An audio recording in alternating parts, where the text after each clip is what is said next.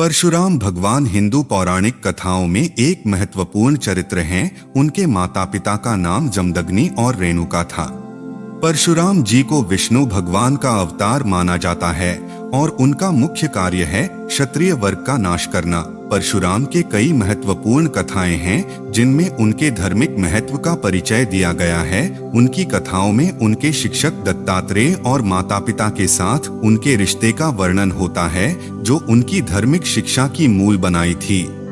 नमस्कार दोस्तों, अगर वीडियो पसंद आ रहा है तो ऐसे ही वीडियो देखने के लिए चैनल को सब्सक्राइब कर ले। परशुराम ने अपने पिता की उपेक्षा की जाने के कारण क्षत्रियों का विनाश करने का काम लिया था, जिसमें वे कई राजा और राजवंशों का संहार किया। उनकी कथाएं महत्वपूर्ण धार्मिक सिखावट और अधर्म के खिलाफ लड़ाई का प्रतीक मानी जाती हैं।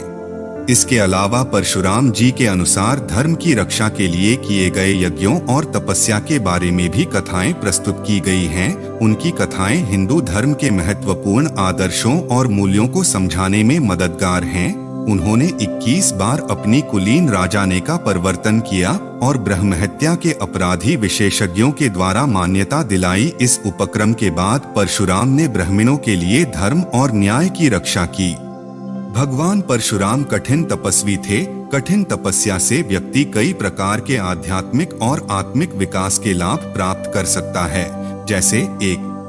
आत्मनियंत्रण। कठिन तपस्या में आत्मा को विवश करने की आवश्यकता होती है, जिससे व्यक्ति अपने इंद्रियों और मन को नियंत्रित कर सकता है।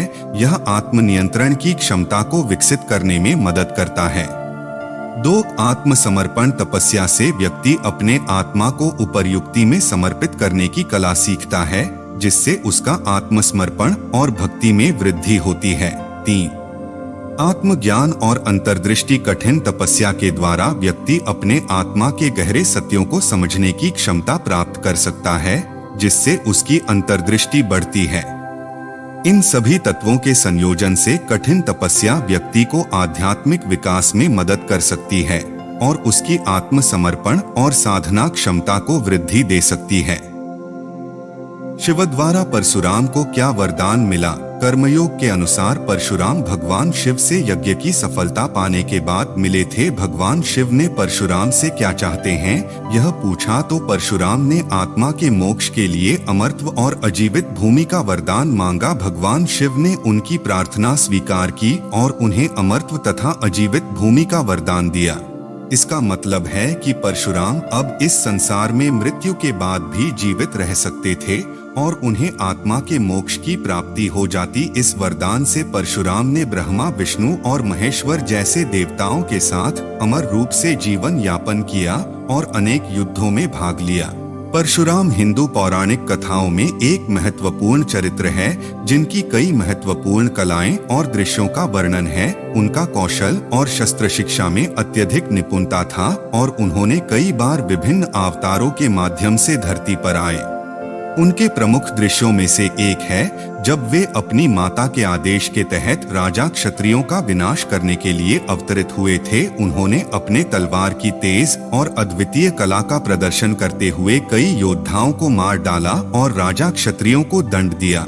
एक और महत्वपूर्ण दृश्य में परशुराम ने भगवान विष्णु के द्वापर युग में अवतरण के समय राजा क्षत्रियों का पुनरुत्थान किया था। उन्होंने अपने योद्धा कौशल का प्रदर्शन करते हुए भगवान परशुराम के रूप में कई युद्धों को लड़े और उन्होंने क्षत्रियों को उनकी धार्मिक दायित्वों का पालन करने के लिए प्रेरित किया।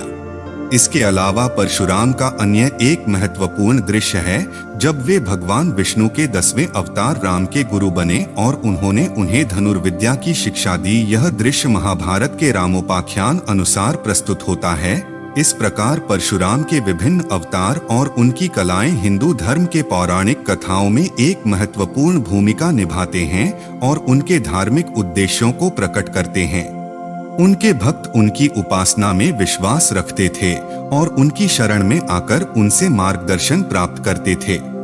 परशुराम भगवान के भक्तों को वे अपने शिक्षाओं और मार्गदर्शन के साथ धार्मिक तत्वों का संक्षिप्त रूप में सिखाते थे। उनके उपासक उनकी कथाओं और लीलाओं को सुनकर आदर और समर्पण के साथ उनकी पूजा करते थे।